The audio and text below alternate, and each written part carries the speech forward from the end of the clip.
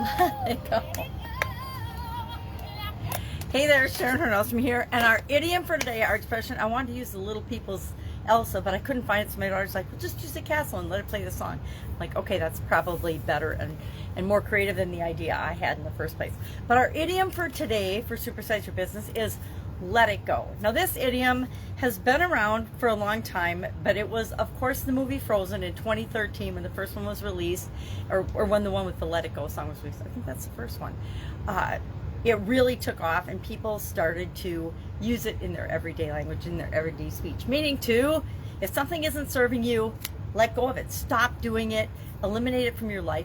Don't experience it. We get to pick and choose the experiences we want, so just let it go.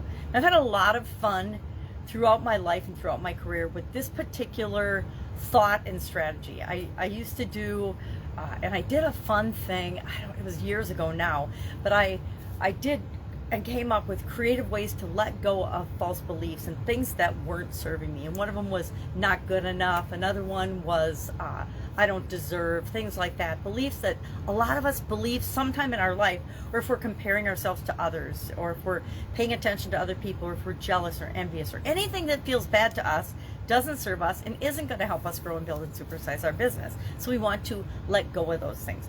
I talked about in today's episode of our annual challenge. This year's annual challenge is the Get Your Goals annual challenge. So we're doing one thing every day to get what we want out of life.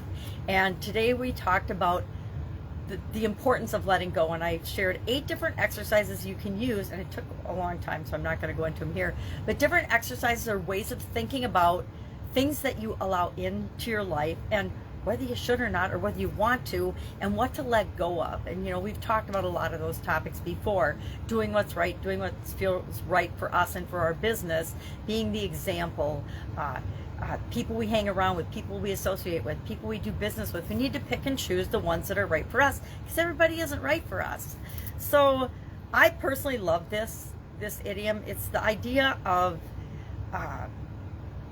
to let go of something that is not right for your business. We have to do it with everything. We have to do it with projects. We have to do it with opportunities. We have to do it with customers. We have to do it with potential partners and co-creators in different things that we might do for our business. We have to make sure, because there's really endless possibilities and opportunities out there. We have to make sure that we're doing the ones that are right for the business that we want to create and how we want to show up in the world.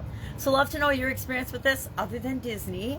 Now I've got my 3rd granddaughter, so I'm sure we're going to go through the whole Disney repertoire of movies again as they get older and grow up. But fun every day, right? And some of them we just have to let go. Because some of the movies we have to let go of and not watch 20,000 times.